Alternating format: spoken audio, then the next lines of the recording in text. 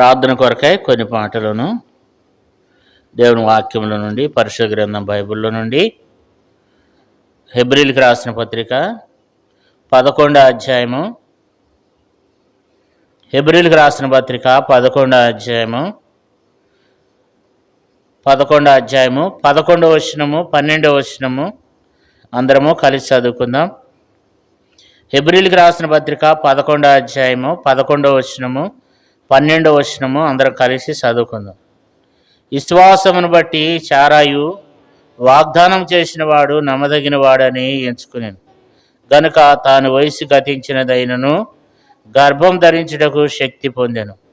అందుచేత మృతుతులుడైన ఆ ఒక్కరి నుండి సంఖ్యకు ఆకాశ నక్షత్రం వలెను సముద్ర తీరమందలి లెక్కింప సఖ్యము కాని ఇసుకరేణువుల వలెను సంతానము కలిగెను.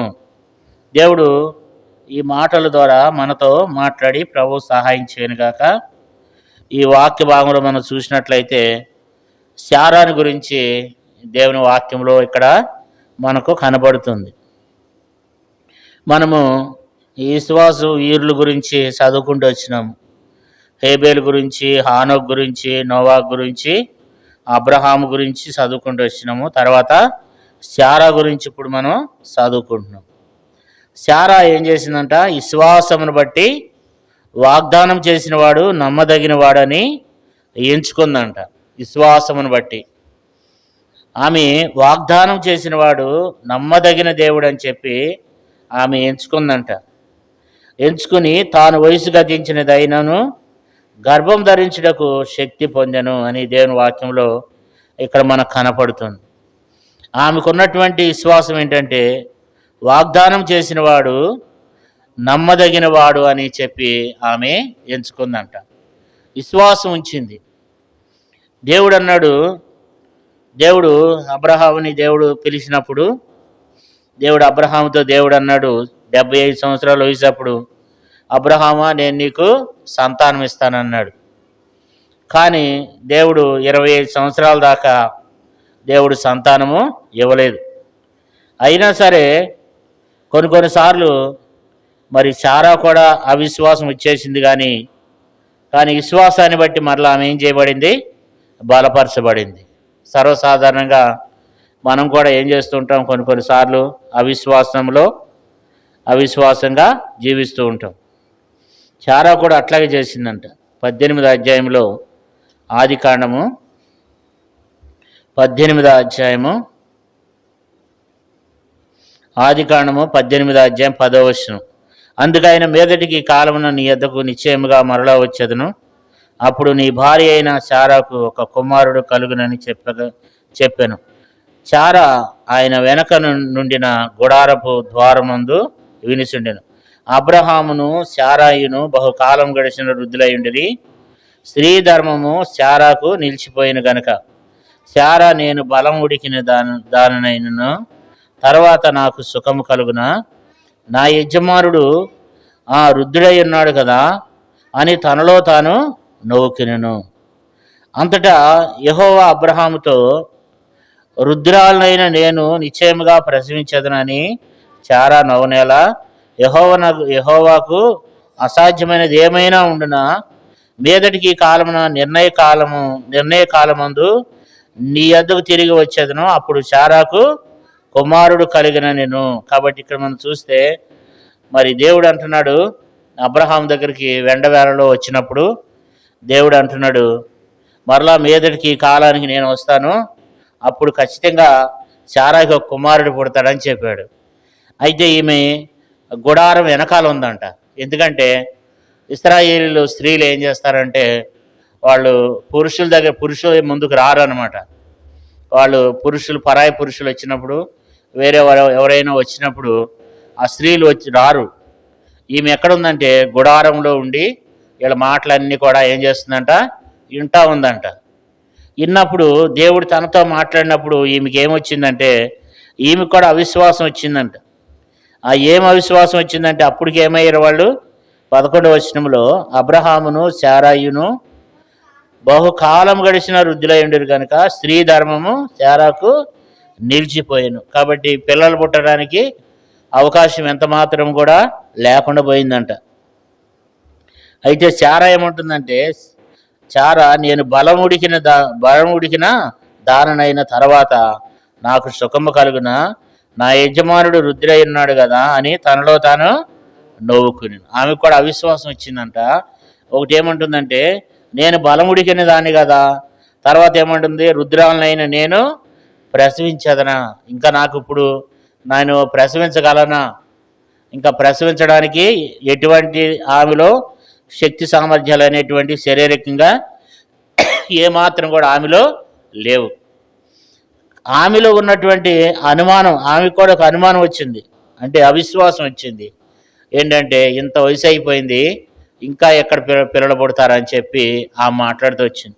అయితే దేవుడు ఏమంటున్నాడంటే, యెహోవానైనా నాకు అసాధ్యమైనది ఏమైనా ఉన్నదా, మీదటికి ఈ కాలం నిర్ణయ కాలమందు నీ ఎద్దకు తిరిగి వచ్చేదని అప్పుడు శారాకి కుమారుడు కలుగునను. కాబట్టి దేవుడు అంటాడు, శారా నవ్వనేలా అంటున్నాడు. శారా అంటుంది నేను నవ్వలేదంటుంది. దేవుడు అంటాడు నువ్వు నవ్వావా అంటాడు. అంటే శారాలో ఏమొచ్చింది, అవిశ్వాసం వచ్చింది. అయితే దేవుడు అన్నాడు, మరలా మీదటికి నేను ఈ కాలానికి వస్తానని చెప్పినప్పుడు అప్పుడు శారా ఏం చేసిందంటే నమ్మి ఏం చేసింది, విశ్వాసం వచ్చిందనమాట. నమ్మి శారా ఏం చేసిందంటే విశ్వాసం ఉంచింది. విశ్వాసం ఉంచి ఇంకా అప్పటి నుండి దేవుని ఏమి నమ్ముకుందామే, వాగ్దానం చేసిన వాడు నమ్మదగిన వాడని చెప్పి అప్పుడు నుండి నమ్మిందంట. ఈరోజు దేవుడు ప్రత్యేకంగా మా దగ్గరకు వచ్చినాడు. మా దగ్గరకు వచ్చి దేవుడు చెప్పిన మాట ఏంటంటే, వాగ్దానం చేశాడు ఆయన, మరలా మీదటికి ఈ కాలానికి నేను మీ వద్దకు వస్తానని చెప్పినాడు. కాబట్టి ఇప్పుడు దేవుడు ఖచ్చితంగా చెప్పాడు కాబట్టి ఇప్పుడు ఆమె ఏం చేసింది, నమ్మిందనమాట, విశ్వాసం ఉంచిందంట. విశ్వాసం ఉంచి ఏమంటుంది, వాగ్దానం చేసిన వాడు నమ్మదగిన వాడు అని చెప్తుంది అనమాట. ఆమెకి నిజంగా మరి బలం తగ్గిపోయింది, శరీరంలో శక్తి లేదు. కానీ దేవుడు ఆమెని దర్శించినప్పుడు దేవుడు ఆమెకి బలం అనుగ్రహించినాడు అనమాట. నిజంగా చారా మనం చూసినట్లయితే చారాని 65 సంవత్సరాల వయసప్పుడు చారా ఏం చేశారు, చారాని ఆది కాండములో 12వ అధ్యాయంలో మనం చూసినట్లయితే చారా ఎట్లుండేదంటే, అబ్రహాముకి 75 సంవత్సరాల వయసప్పుడు దేవుడు అబ్రహాముని పిలిచినప్పుడు అబ్రహాముకి చారాకి ఎన్ని సంవత్సరాలు తేడా అంటే 10 సంవత్సరాలు తేడా. అయితే 60 సంవత్సరాల వయసప్పుడు ఎట్లా ఉంది ఆమెనంటే, ఆది కాండం 12వ అధ్యాయము 11వ వచనంలో మనం చూసినట్లయితే, అతడు ఐగుప్తు దేశంలో ప్రవేశించుటకు సమీపించినప్పుడు అతడు తన భార్య అయిన శారాయితో, ఇదిగో నీవు చక్కని దానివని నేను ఎరుగుదును. 14వ వచనం, అబ్రాము ఐగుప్తులో చేరినప్పుడు ఐగుప్తీయులు ఆ స్త్రీ మిక్కిలి సౌందర్యవతి అయి ఉండుట చూచి. కాబట్టి అక్కడ ఫరో ఏం చేశాడంటే ఈమెని తీసుకుని పోతాడు. 65 సంవత్సరాలు వయసప్పుడంట ఆమె ఎట్లుందంట, మిక్కిలి సౌందర్యవతిగా ఉందంట. శారా 65 సంవత్సరాలు వయసప్పుడు మిక్కిలి సౌందర్యవతిగా ఉందంట. అట్లాగే మరి ఇక్కడ ఆదికాండం 18వ అధ్యాయంలో వచ్చేసరికి ఆమె ఏమైంది, మృతుతోలం అయిపోయింది, శరీరం అంతా మృతుతోలం అయిపోయింది, ఆమెకి బలం లేదు.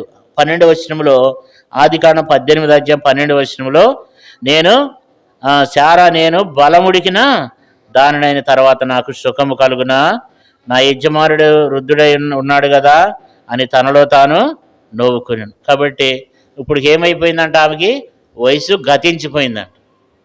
అయితే దేవుడు ఏమన్నాడు ఆమెతో, మరలా దేవుడు ఆమెకి బలం ఇచ్చినాడు, మరలా దేవుడు శక్తినిచ్చినాడు.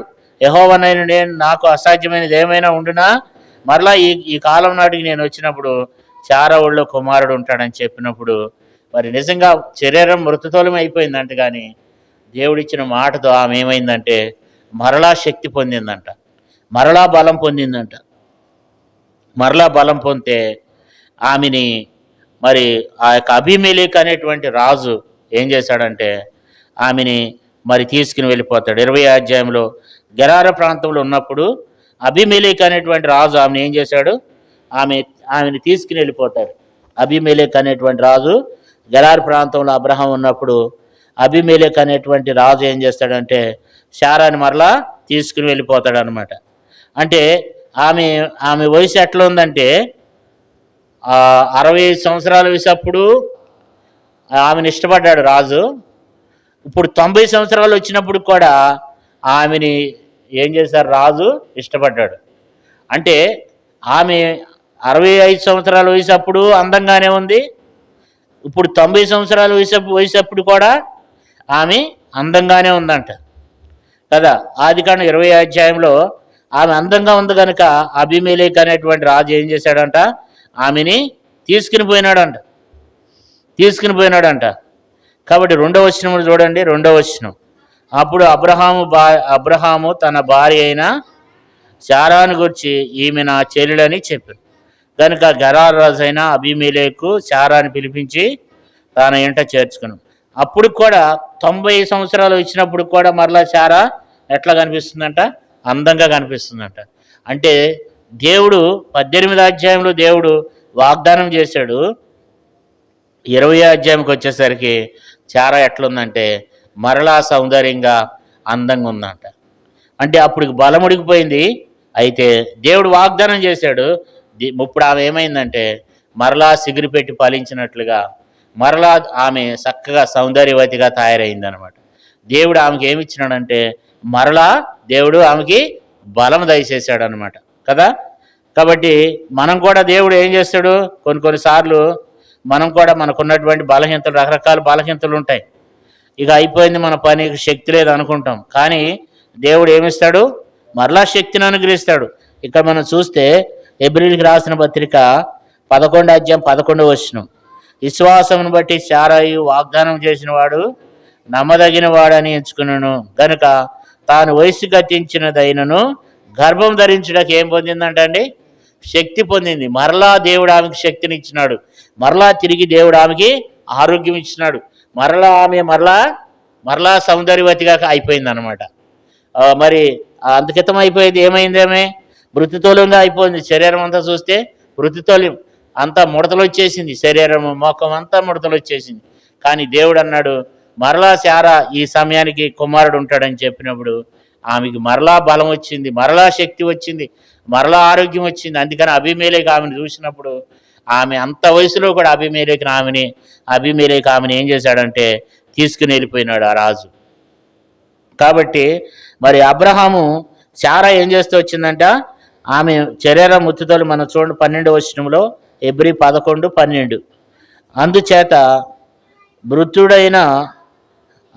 మృతుతుల్యుడైన ఆ ఒక్కరి నుండి సంఖ్యకు ఆకాశ నక్షత్రం వలెను సముద్రం వలె లెక్కింప సఖ్యము కాని ఇసుక వలెను సంతానం కలిగిన. చూడండి ఎంత బలము దేవుడు ఆమెకు బలం అనుగ్రహించినాడంటే, దేవుడు ఆమెకు ఏమిచ్చినాడంట, బలం దయచేశాడంట, శక్తి పొందిందంట.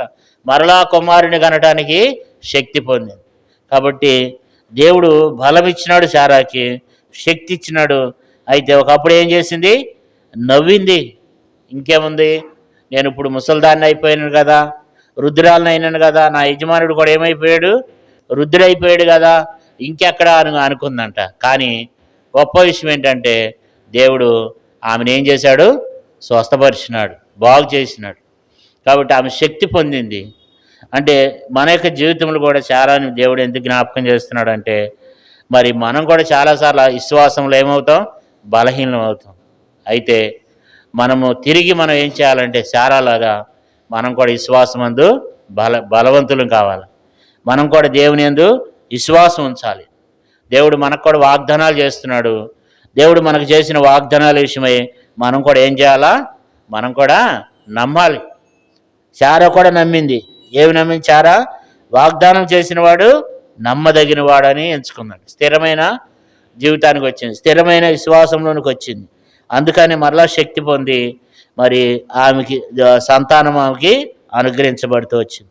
కాబట్టి ఇప్పుడు శారా మనం చూసినట్లయితే శారా విశ్వాసమును బట్టి ఏం చేసింది, ఆమె వాగ్దానం చేసిన వాడు నమ్మదగిన వాడని దేవుని యందు ఆమె ఏం చేసిందంట, విశ్వాసము ఉంచిందనమాట. విశ్వాసం ఉంచింది కనుక ఆమె జీవితంలో ఒక గొప్ప కార్యాన్ని మనము చూస్తున్నాం. మనం చూస్తే శారా ఒకప్పుడు ఎక్కడున్నారంటే కల్దీల దేశంలో ఊరు అనేటువంటి ప్రాంతంలో ఉన్నారు.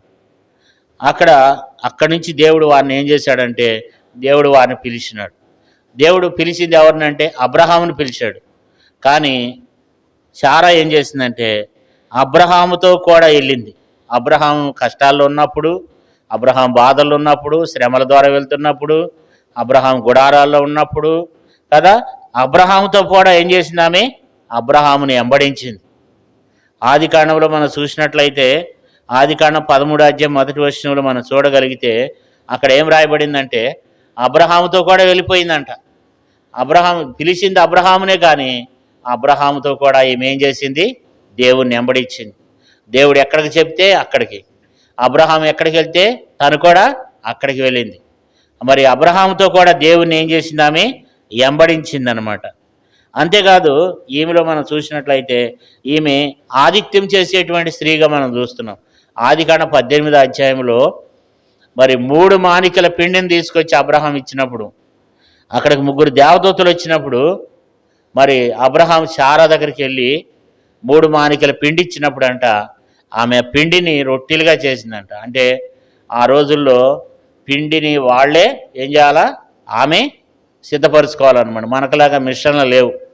గోధుమలు మెత్తగా దంచుకుని, మొన్న వచ్చిన ఆయన చెప్పినాడు ఆ మాట, గోధుమలు మెత్తగా దంచుకుని పిండి తయారు చేసుకోవాలంట. 3 మానికల పిండి అంటే ఎంత అంటే 12 సేర్లు, అంటే 12 కేజీల పిండిని అనమాట.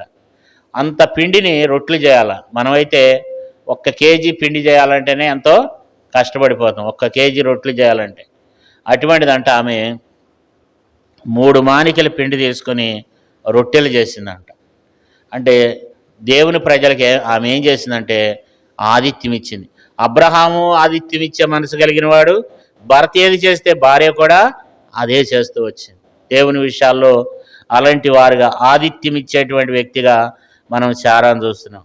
మనం మొట్టమొదటి మనం చూసినట్లయితే విశ్వాసం ఉంచింది, రెండోది దేవుణ్ణి వెంబడించింది, మూడోదిగా చూస్తే ఆతిథ్యము చేస్తూ వచ్చింది. హెబ్రీయులకు రాసిన పత్రిక 13 ఏముంది? హెబ్రీయులకు రాసిన పత్రిక 13 సహోదర ప్రేమ నిలవరముగా ఉండనీయుడి, ఆతిథ్యం చెయ్య మరొకడి, దాని వలన కొందరు ఎరుగకయే దేవదూతలకు ఆతిథ్యము చేసిరి కదా. ఆతిథ్యం చేయటము మర్చిపోకూడదంట కదా. పేతురు రాసిన పత్రికలు ఏముంది? 4 మొదటి పేతురు 4 9. మొదటి పేతురు 4:9. మొదటి పేతురు 4:9. సనుగకుండా ఒకరినొకడు ఆతిథ్యము చేయుడి. ఇక్కడ చాలాసార్లు మనం ఏం చేస్తాము? సనుక్కుంటాం కదా. ఎవరైనా వస్తున్నారు అనుకోండి, లేకపోతే పాస్టర్ గారు వస్తున్నాడు అనుకోండి, కొంతమంది ఏం చేస్తారు? ఇష్టం ఉండదు అనమాట, సనుక్కుంటారు. ఏంటి ఈయన వస్తున్నాడు అని చెప్పి ఏం చేస్తాం? మనం సనుగుకుంటాం కదా. అయితే దేవుని వాక్యం ఇక్కడ ఏం రాయబడింది? సనుగకుండా ఒకరికొకడు ఏం చేయాలంట? ఆతిథ్యము చేయాలంట. రోమపత్రికలో 12 మనం చూసినట్లయితే అక్కడ ఒక మంచి మాట రాయబడింది. పౌలు అంటాడు, రోమపత్రిక 12 రోమపత్రిక 12 13 మనం చూస్తే, రోమపత్రిక 12:13 పరిశుద్ధుల అవసరముల్లో పాలు పొందుసు శ్రద్ధగా ఆతిథ్యము ఇచ్చుచుండుడి. పరిశుద్ధుల అవసరముల్లో ఏం చేయాలంట? శ్రద్ధగా ఆతిథ్యము ఇచ్చుచుండుడి. కాబట్టి పరిశుద్ధుల అవసరతల్లో ఏం చేయాలంట? శ్రద్ధగా ఆతిథ్యము ఇచ్చుచుండాలంట. కాబట్టి ఇప్పుడు శారా కూడా ఏం చేస్తూ వచ్చింది? ఆతిథ్యం చేస్తూ వచ్చింది. దేవదూతలకు ఏం చేసింది? ఇప్పుడు లోతు భార్య ఉంది, ఆమె ఏం చేయలేదంటే ఆతిథ్యం చేయాల. దేవదూతలు సొదొమ గొమొర్రా పట్టణానికి వెళ్ళినప్పుడు లోతు భార్య ఏమి పట్టించుకోవాలా, లోతే రొట్లు చేసి పెట్టినాడు. కానీ మరి అబ్రహాం అయితే అబ్రహాము చేస్తున్నాడు, అలాగే శారా కూడా ఆతిథ్యము చేస్తూ వచ్చింది కదా. అంతేకాదు ఆ శారా ఎలాంటిదంటే మనం ఇందాక చదువుకుంటూ వచ్చినాం, శారా చక్కనిదంట, బహు మిక్కిలి సౌందర్యవతట. అంటే శారా భౌతికంగా సౌందర్యవతే, భౌతికంగా కూడా ఆమె సౌందర్యవతే. 65 సంవత్సరాలు అలాగుంది, 90 సంవత్సరాల వయసులో కూడా అదే సౌందర్యం కలిగి ఉంది.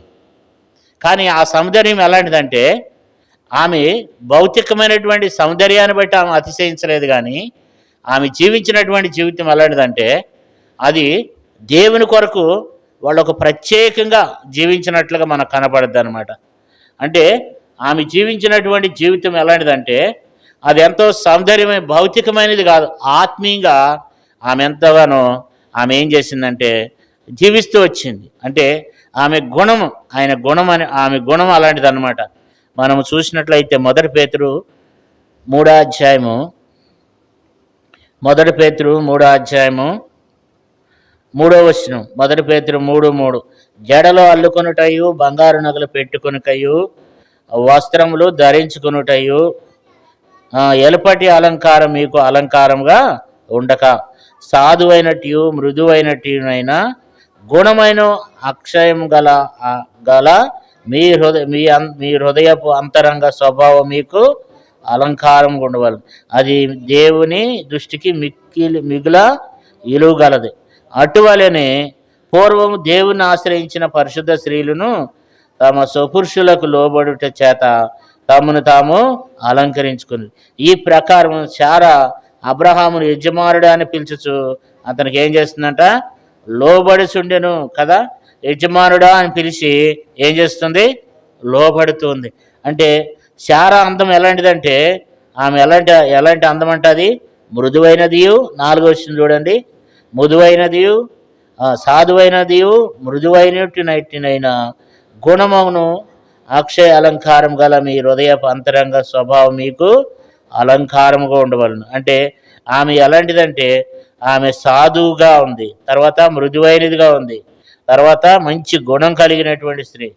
వీటిని ఆమె మరి వస్త్రముగా ధరించుకుంది కదండి. నిజంగా స్త్రీలు కొంతమంది అందంగా తయారవడానికి మంచి మంచి చీరలు, మంచి మంచి అలంకరణ చేసుకుంటారు. లేకపోతే మంచి, అంటే మీరు కాదులేండి, అంటే కొంతమంది అట్లా ఉంటారు, కలర్ వేసుకుంటారు, మేకప్ వేసుకుంటారు, రకరకాలుగా స్త్రీలు చేస్తూ ఉంటారు. అయితే చక్కగా జడలు అల్లుకోవటం అవన్నీ చేస్తూ ఉంటారు. అది ఎలపటి అలంకరణ. కానీ శారద అలాంటిది కాదంట. ఆమెది సాధువైనట్టు మృదువైనట్టు గుణమను అక్షయ అలంకారం గాక. ఈ లోక సంబంధమైనటువంటివి కాకుండా ఆత్మ సంబంధంగా ఆమెలో చక్కని గుణం కలిగినటువంటి స్త్రీ ఎవరంటే శారా కదండి. కాబట్టి భౌతికంగా కనబడే అందం కంటే కూడా ఆత్మీయంగా ఆమెలో ఎంతో గుణం కలిగి ఉందన్నమాట. కాబట్టి స్త్రీలకు ఏం కావాలి అని అంటే స్త్రీలకి అనుకువ కావాలంట. స్త్రీలో అనుకువ కలిగి ఉండాలి, మంచి గుణం కలిగి ఉండాలంట. అందుకనే శారా జీవితాలు మనం చూస్తూ వచ్చినప్పుడు శారా ఏం చేస్తూ వచ్చిందంట, నా యజమానుడా అని పిలుస్తూ వచ్చిందంట, భర్తకు లోబడుతూ వచ్చిందంట కదా. కాబట్టి శారా అంత చక్కనిది. ఆమె శారీరకంగా కాదు కానీ ఆత్మీయంగా ఆమె అంత కళగా కనిపిస్తూ వచ్చింది దేవుని దృష్టికి. అక్కడ ఉన్నటువంటి ప్రజల దృష్టికి శారాని 90 సంవత్సరాల వయసప్పుడు కూడా శారాని ఇతరులు అనేక మంది ఇష్టపడ్డారు అన్నమాట. ఇతర రాజులు ఏం చేశారండి, ఇష్టపడ్డారు ఆమెని. కారణం ఏంటంటే ఆమె ఎంతో పరిశుద్ధమైన జీవితము, తర్వాత చక్కని అనుకువ, చక్కని విధేయత కలిగినటువంటి, మరి మెత్తని మనసు కలిగినటువంటి స్త్రీ శారా. అలాంటి స్త్రీగా మనం ఉండాలి. అంతేకాదు ఆమె చక్కనిది. తర్వాత ఆమె దేవుణ్ణి ఆశ్రయించిందంట. మనం చూసినట్లయితే చదువుతాముడు 3వ అధ్యాయం, మొదటి పేతురు 3వ అధ్యాయము 5వ వచనం చదువుతాముడు. అటువలనే పూర్వము దేవుణ్ణి ఆశ్రయించిన పరిశుద్ధ స్త్రీలు. ఇక్కడ మనం చూస్తే శారా ఏం చేసేది, దేవుణ్ణి ఆశ్రయించేది, మనుషుల్ని ఆశ్రయించేది కాదు. శారా పరిశుద్ధ స్త్రీలు ఏం చేశారంటే పూర్వకాలంలో వారు ఏం చేసేవాళ్ళంటే దేవుణ్ణి ఆశ్రయించేవాళ్ళు. తర్వాత పరిశుద్ధత కలిగి ఉండేవాళ్ళు కదా. పరిశుద్ధత కలిగి ఆమె జీవిస్తూ వచ్చింది. తమ స్వపురుషులకు లోబడుట చేత తమను తాము ఏం చేస్తూ వచ్చారో వాళ్ళు అలంకరించుకుంటూ వచ్చారు. శారా కూడా ఏం చేస్తూ వచ్చింది, దేవుణ్ణి ఆశ్రయిస్తూ వచ్చింది, పరిశుద్ధమైన జీవితాన్ని జీవిస్తూ వచ్చింది శారా. ఇంకా అబ్రహాముకైనా 3 భార్యలు అబ్రహాంకి కదండి, శారా, ఆగరు, తర్వాత కెతురా. అబ్రహాం 3 భార్యలు, కానీ శారా ఒకే ఒక భర్త. శారాకి ఎంతో పరిశుద్ధంగా జీవించింది ఆమె, ఎంతో పవిత్రంగా జీవించింది కదా. అందుకే ఏం రాయబడింది, అటువలనే పూర్వము దేవుణ్ణి ఆశ్రయించిన పరిశుద్ధ స్త్రీలని రాయబడింది. వాళ్ళు దేవుని మీద ఆధారపడ్డారంట, దేవుణ్ణి ఆశ్రయించినారంట, పరిశుద్ధమైన జీవితాన్ని జీవిస్తూ వచ్చిందంట. అంతేకాదు 6వ వచనం చూడండి, 1 పేతురు 3:6. ఆ ప్రకారం శారా అబ్రహాముని యజమానుడని పిలుచుచు అతనికి లోబడి ఉండు. మీరు యోగ్యముగా నడుచుకొనుచు ఏ భయమునకు బెదరకున్న ఎడల ఆమెకి పిల్లలవుదురు. కాబట్టి మనం కూడా మనం కూడా యోగ్యంగా నడుచుకొనుచు ఎటువంటి భయమునకు బెదరకుండా ఉన్న ఎడల మనం కూడా ఆమెకు పిల్లలు అవుతామంట. కాబట్టి ఇక్కడ మనం చూసినట్లయితే ఎట్లా పిలిచేదంట? అబ్రహాముని యజమానుడా అని పిలిచేదంట. ఈ దినాన్ని కొంతమంది భర్తను ఏమంటున్నారు? పిలిచే పిలుపు బాగోట్లేదు ఈ రోజుల్లో కదా. మనం భర్తను పిలుస్తున్నారంటే భర్తకు లోబట్టలేదు. ఆమె లోబట్టమే కాదు, ఎంత చక్కగా యజమానుడా అని పిలిచేదంట ఆమె కదండి. కొంతమంది భర్తను ఎట్లా పడితే అట్లా మాట్లాడతారనమాట. భర్తకి ఇలువెవరు, భర్తకి మర్యాద ఎవరు? నిజంగా దేవుడు వాటన్నిటిని చూస్తూనే ఉంటాడు. భర్త అంటే ఎవరంటే దేవుడిచ్చినటువంటి భర్త, దేవుడు మనకు అనుగ్రహించినటువంటి భర్త. మనంతటికి మనకు వచ్చేయలేరు, మనకి దేవుడు సిద్ధపరిచి ఇచ్చినటువంటి భర్త. కాబట్టి ఆ భర్తను గౌరవంగా పిలవటం, ఆ భర్తకు విధేయత చూపించడం అనేది శారా చేస్తూ వచ్చింది. లోబడుతూ ఉండేదంట. ఎవరికి లోబడేది? అబ్రహాముకి లోబడుతూ ఉండేది. అబ్రహాముకి అన్ని విషయాల్లో కూడా ఆమె లోబడుతూ ఉండేదన్నమాట కదండి. కాబట్టి అట్లా ఉండాలి. మనం లోబడటం ద్వారా ఫస్ట్లో అసలు శారాయి, అసలు ఆమె పేరేంటి? శారాయి. శారాయి అంటే అర్థం ఏంటంటే గయ్యాళి అని అర్థం అంట. మొట్టమొదటి ఆమె జీవితం గయ్యాళి జీవితమే, కానీ ఆమె జీవితం మార్చబడింది. దేవుడు అన్నాడు, ఇక నుంచి నీ పేరు చారాయి కాదు, నీ పేరు చారా అనబడు. చారా అంటే అర్థం ఏంటి? రాజకుమారి అని అర్థం అన్నమాట. అంటే చారా మార్చబడింది. గయ్యాళతనం నుంచి చారా ఏం చేయబడింది? మార్చబడింది. అసలు ఆశీర్వాదం ఎట్లా వస్తుంది అంటే మనం గయ్యాళతనం నుంచి మనం మార్చబడినప్పుడు మనకు ఆశీర్వాదం కలుగుతుంది. అంతకితమైతే చారాయి అనేటువంటి మాటకి గయ్యాళి అయితే, మరి చారా అనేటువంటి మాటకు రాజకుమార్ అంట. ఆమె జీవితం ఎంతగా మార్చబడిందో, అంతేకాదు ఆమె దేవుని యజమానుడికి ఏం చేస్తుంది? ఆమె ఎంతో చక్కగా లోబడుతుంది కదండి. మన విషయంలో కూడా దేవుడు ఏమంటాడు చూడండి, 3వ అధ్యాయము 1 పేతురు 3వ అధ్యాయము 1-2 వచనాలు. అటువలనే స్త్రీలారా మీరు మీ స్వపురుషులకు లోబడిండుడి. అందువలన వారిలో ఎవరినైనాను వాక్యమునకు అవిధేయులైతే వారు భయంతో కూడిన మీ పవిత్ర ప్రవర్తన చూసి వాక్యము లేకుండానే తమ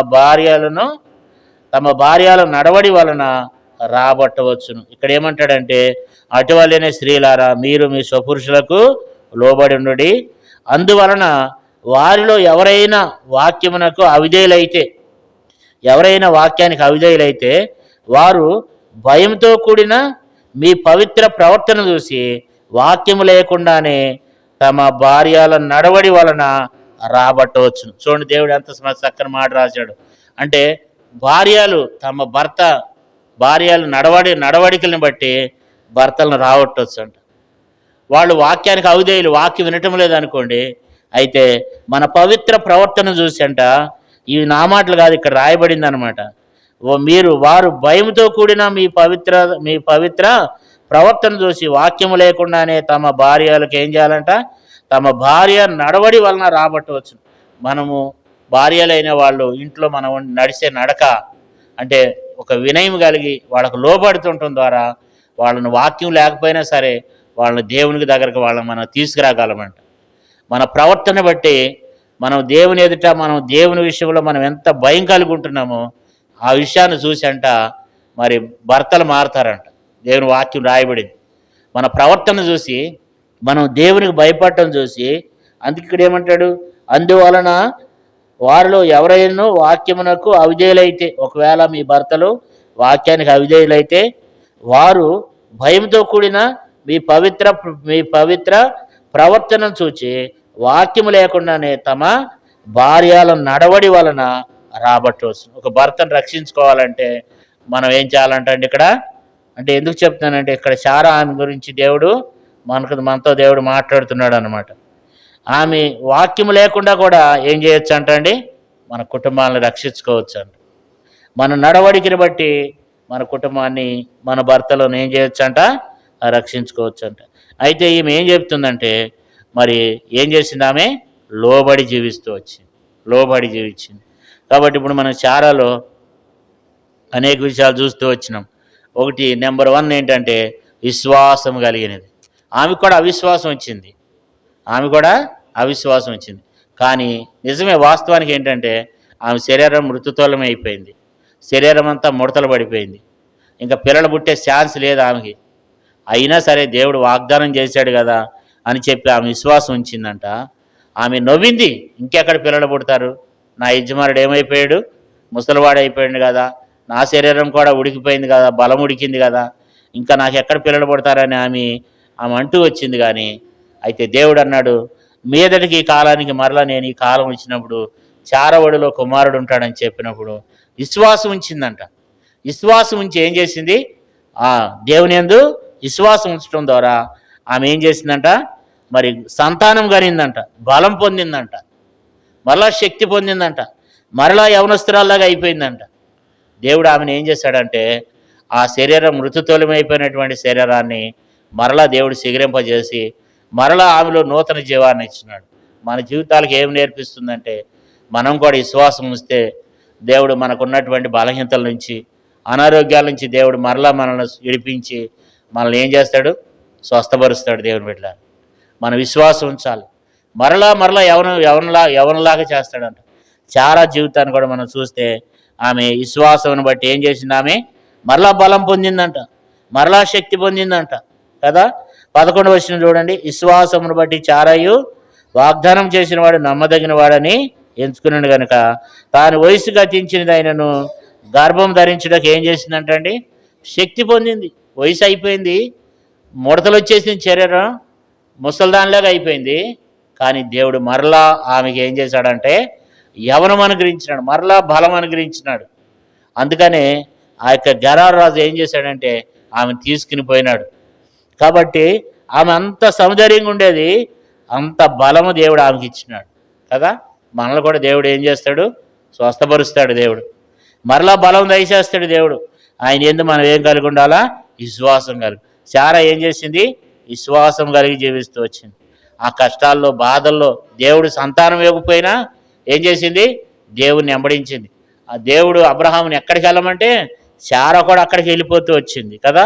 కష్టాల్లో, బాధల్లో కదండి. మనమైతే ఏం చేస్తాం? దేవుడు సంతానం ఇస్తానన్నాడు, సంతానం ఇవ్వలేదు, ఈ ఊరు కాదంటాడు, ఆ ఊరు అంటాడు, ఇవన్నీ ఎక్కడ తిరుగుతామని ఆమె కూడా ఆటంకపరచవచ్చు. కానీ ఆమె ఆటంకపరచలేదు. అబ్రహాం వలె ఆమె కూడా దేవుణ్ణి వెంబడించింది. తర్వాత ఆదిత్యం చేస్తూ వచ్చింది. అబ్రహాం చేయమంటే ఈమె కూడా ఆదిత్యం చేస్తూ వచ్చింది. తర్వాత ఆమె చక్కనిది, అంటే ఈ లోక సంబంధమైనటువంటి అలంకరణ కాకుండా ఆమె వేసుకున్నటువంటి అలంకరణ ఎలాంటిదంటే ఆత్మ సంబంధమైనటువంటిది. ఆమెలో అనుకువ కదా. మరి ఏముంది అక్కడ? చాలా విషయాలు, 3 విషయాలు అక్కడ రాయబడుతూ వచ్చినాయి కదా. కాబట్టి ఒక మంచి మనసు కలిగినటువంటి విధానంలో ఆ యజమానుడు అనేటువంటి వ్యక్తికి ఆమె ఏం చేస్తూ వచ్చిందంటే లోబడుతూ వచ్చింది కదా. ఆమెకున్నటువంటి గుణం బట్టి సాధువైనట్టు, మృదువైనట్టు కదా, గుణమను అక్షయ అలంకారం, అంటే ఎంత చక్కని అలంకారం ధరించుకుందంటే ఆమె మరి చూసినప్పుడు ఆమెకున్నటువంటి గుణాన్ని బట్టే ఆమె అంత ఇష్టపడేవాళ్ళు, అంత మరి చక్కని విధానంలో ఆమె ఉండేదన్నమాట. అంతేకాదు ఆమె ఏం చేస్తూ వచ్చిందంట? దేవుణ్ణి ఆశ్రయిస్తుందని పేతురు చెప్తున్నాడు. తర్వాత పరిశుద్ధమైన స్త్రీలంట. తర్వాత యజమానుడికి ఏం చేస్తూ వచ్చిందండి? లోబడుతూ వచ్చింది. అయితే మనం ఇప్పుడు నేర్చుకోవాల్సిన విషయం ఏంటంటే, మనము విశ్వాసమందు మనం బలహీనులు కాకుండా మనం కూడా విశ్వాసం కలిగి ఉండాలి, నమ్మాలి. చారా కూడా నమ్మిందంట కదా. 11వ అధ్యాయం 11వ వచనం, విశ్వాసం బట్టి చారా ఈ వాగ్దానం చేసిన వాడు నమ్మదగిన వాడని ఎంచుకుంది కనుక వయసు గతించిన దైనను గర్భం ధరించడానికి మరలా శక్తి పొంది కుమారుని కనింది కదా. ఎంత శక్తి పొందిందంటే మరలా కుమారుని కనింది. కారణం ఏంటంటే శారా మరలా పొందింది. కారణం ఏంటంటే దేవుని యందు ఆమె ఏముంచింది? విశ్వాసం ఉంచింది. అందుకని ఇక్కడ విశ్వాసుల వీరుల పట్టికలో ఆమె పేరు దేవుడు రాసి పెట్టినాడు. అబ్రహామే కాదు, అందుకని ఈయన గురించి బైబిల్ ఏం చెప్తుందంటే శారా ఎవరంట? విశ్వాసులకు తల్లి కదా. విశ్వాసులకంట శారా తల్లి అంట. అంటే విశ్వాసులందరికీ ఒక మాదిరికరమైనటువంటి మరి చక్కని స్త్రీ అనమాట శారా. అవిశ్వాసాలకు ఉండొద్దు. మరి ఒకప్పుడు శారా కూడా ఏం చేసింది? అవిశ్వాసం ఉండి నవ్విందంట.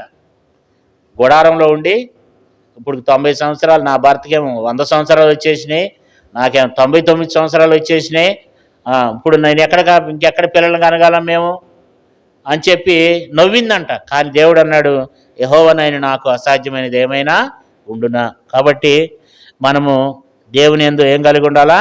విశ్వాసం కలిగి మనం జీవించాలి. శారా కూడా ఏం చేసిందంటే విశ్వాసం కలిగి ఏం చేసింది? దేవుణ్ణి సేవించింది. ఆమె విశ్వాసం కలిగి సేవించింది, అందుకని నమ్మిందంట. ఇంకా అపోస్తలుడైన పౌలు రోమాపత్రికలో 9వ అధ్యాయంలో ఏమన్నాడంటే ఇక్కడ ఏం గురించి ఆ మాట ప్రస్తావిస్తూ వచ్చినాడు. రోమపత్రిక 9వ అధ్యాయము, రోమపత్రిక 9వ అధ్యాయము 6వ వచనం. అయితే దేవుని మాట తప్పిపోయినట్టు కాదు, ఇశ్రాయేలు సంబంధులందరూ ఇశ్రాయేలు కారు, అబ్రహాము సంతానమైన మాత్రము చేత అందరూ అబ్రహాం పిల్లలు కారు, కానీ ఇస్సాకు వలనైనది నీ సంతానం అనబడు. అనగా శరీర సంబంధులైన పిల్లలు దేవుని పిల్లలు కారు, కానీ వాగ్దాన సంబంధులైన పిల్లలు సంతానమని ఎంచబడింది. వాగ్దాన రూపమైన వాక్యం ఇదే, మీదటికి కాలమునకు వచ్చేదను, అప్పుడు శారాకి కుమారుడు కలుగును. కాబట్టి అప్పుడు నమ్మింది శారా. దేవుడు అన్నాడు, శారా నువ్వు ఎందుకు అట్లా మాట్లాడతావు? శరీరం మృతులం అయిపోయింది అంటున్నావు, ఏంటి నవ్వుకుంటున్నావేంటి? నా శక్తి నీకు తెలీదా? నేను యెహోవానే, నాకు అసాధ్యమైనది ఏమైనా ఉండునా అని చెప్పి దేవుడు శారాతో మాట్లాడుతూ వచ్చినాడు. శారా కూడా అంటుంది, నవ్వింది, కానీ ఇప్పుడు మరలేమంటుంది? నేను నవ్వలేదు అంటుంది. దేవుడు అంటాడు, లేదు లేదు నువ్వు నవ్వేవు అంటాడు. వాస్తవానికి నవ్వింది ఆమె, అనుమానం వచ్చింది, అవిశ్వాసం వచ్చింది, కానీ మరలా ఆమె ఏం చేసిందంట? విశ్వాసం కలిగి ఏం చేసింది? ఆమె నమ్మింది. నమ్మటం ద్వారా ఏమైంది? దేవుడు ఆమెకి ఏమి ఇచ్చినాడు? గొప్ప బహుమానం ఇచ్చినాడు, కుమారుని ఇచ్చినాడు, బలం ఇచ్చినాడు, ఆరోగ్యం ఇచ్చినాడు. మన జీవితాల్లో కూడా మరి ఆ శారాన్ని బట్టి దేవుడు మనకు కూడా ఏం జ్ఞాపకం చేస్తున్నాడు అంటే, మనకు కూడా దేవుడు ఏం చేస్తాడు? ఆరోగ్యాలు ఇస్తాడు. మనల్ని కూడా దేవుడు తిరిగి లేపుతాడు అనమాట. మనల్ని కూడా దేవుడు కాపాడుతాడు. వారెడలే కాదు, మనెడలు కూడా ఏం చేస్తాడట? గొప్ప కార్యాన్ని, ఆశ్చర్య కార్యాన్ని దేవుడు మన పక్షంగా కూడా చేస్తాడు అనమాట. మన పక్షంగా కూడా ఆయన చేస్తాడు. కాబట్టి ఆ విశ్వాసం ఉంచింది నీవునే మనం కూడా. మనకున్న సమస్యలు దేవుడు ఖచ్చితంగా, మనం ఒకటి నమ్మాలి దేవుని బిడ్డలారా, దేవుడు ఖచ్చితంగా మనలో మనం అనుకోవాలంత అనమాట. దేవుడు ఖచ్చితంగా మాకు సహాయం చేస్తాడు. దేవుడు ఖచ్చితంగా మా అవసరం తీరుస్తాడు. దేవుడు ఖచ్చితంగా మా విషయంలో కార్యం చేస్తాడు. ఏదైనా సరే మనకి ఏదైతే అక్కరుందో దేవుడు ఖచ్చితంగా నాకు మంచి ఆరోగ్యం ఇస్తాడు. దేవుడు నా చేతి పని దీవిస్తాడు. దేవుడు నా కష్టజీతాన్ని ఆశీర్వదిస్తాడు. దేవుడు నా పిల్లలను ఆశీర్వదిస్తాడు. దేవుడు ఖచ్చితంగా, ఆయన నమ్మదగిన దేవుడు, నాకు ఈ సంవత్సరం వాగ్దానం ఇచ్చినాడు, ఖచ్చితంగా దేవుడు నాకు సహాయం చేస్తాడని మనం ఆయన్ని నమ్మితే మనం కూడా ఏం చేస్తామంటే ఆయన శక్తిని చూస్తాం, బలాన్ని చూస్తాం అన్నమాట. చూడండి, మరి 90 సంవత్సరాలు శారా శరీరం మృతుతోలం అయిపోతే మరలా బలం పొందిందంట, మరలా శక్తి పొందిందంట. మరి 90 సంవత్సరాలు ఆమె మరలా కుమారుని కలవటానికి దేవుడు ఆయనకు శక్తిని ఇచ్చినాడు కదా. కారణం ఏంటంటే ఆమె నమ్మింది. వాగ్దానం చేసిన వాడు నమ్మదగిన వాడని నమ్మిందంట కదండి. కాబట్టి ఇప్పుడు వరకు కూడా మనం కూడా శారా వలె కొన్నిసార్లు అవిశ్వాసంతో ఉన్నామేమో. ఇక్కడి నుంచి అయినా దేవుడు నీకు ఇచ్చిన వాగ్దానాలు దేవుడు ఖచ్చితంగా మరి నెగిటివ్గా కాకుండా పాజిటివ్గా, దేవుడు ఖచ్చితంగా నాకు ఇచ్చిన వాగ్దానాలు దేవుడు నెరవేరుస్తాడు. దేవుడు నా ఎడల గొప్ప కార్యం చేస్తాడు. దేవుడు నా ఎడల మరలా బలం ఇస్తాడు, మరలా ఆరోగ్యం ఇస్తాడు. మా పిల్లల విషయంలో దేవుడు సహాయం చేస్తాడు. ఏదైనా సరే మనకు ఏదైతే అక్కరుందో వాటి విషయమే మనం ఏం చేయాలంటున్నాడంటే మనము నమ్మాలి. నిలబడి నేను కూర్చున్న మీరు అందరూ కూడా ఏం చేయాలా? అందరూ నమ్మాలి. ఎవరైతే నమ్ముతారో, నమ్మితే ఆయన కార్యాలు చూస్తాం. ఆయన గొప్ప కార్యాలు చేసే దేవుడు, ఆశ్చర్య కార్యాలు చేసే దేవుడు. మనం ఆయన్ని నమ్మినప్పుడు ఆయన మన ఎడల ఏం చేస్తాడు? గొప్ప కార్యాలు చేసేటువంటి దేవుడు. శారా కూడా అలాంటి విశ్వాసంతో ఆమె ఏం చేసింది? నమ్మిందంట. ఇలాంటి వాళ్ళ గురించి దేవుడు ఏమంటాడంటే, వీళ్ళందరూ ఏం చేస్తూ వచ్చినారంట? వాళ్ళ విశ్వాసాన్ని బట్టి దేవుడు ఏమంటాడంటే 16 వచనం చూడండి, 16 వచనం. అయితే వారు మరి శ్రేష్టమైన దేశమును అనగా పరలోక సంబంధమైన ఆ దేశమును కోరుచున్నారు. అందుచేత తాను వారు దేవుడిని అనిపించుకున్నటకు దేవుడు వారిని గురించి సిగ్గుపడడు. అంటే దేవుడంట వీళ్ళని బట్టి నేను సిగ్గుపడను. అంటే వాళ్ళకు ఉన్నటువంటి విశ్వాసాన్ని బట్టి దేవుడు ఏం చేయడంట? సిగ్గుపడ్డంట. నేను ఇక్కడ మరి ఎంతమంది గురించి మనం ఇక్కడ రాయబడితే వచ్చింది? చాలామంది ఉన్నారు ఇక్కడ, విశ్వాసయుల్లో చాలామంది ఉన్నారు. వీళ్ళందరూ వారి విశ్వాసాన్ని బట్టి, వారు ఉంచిన విశ్వాసాన్ని బట్టి అంట దేవుడు అంట సిగ్గుపడ్డంట. నేను పలానోళ్ళ దేవుడినండి అనడానికి ఏం చేయమండి? సిగ్గుపడం కదా. అట్లాగే దేవుడు అంట మన విషయంలో సిగ్గుపడ్డంట. ఎవరైతే విశ్వాసంతో దేవుడు సహాయం చేస్తాడని ఉంటారో వాడి విషయంలో దేవుడు సిగ్గుపడ్డంట.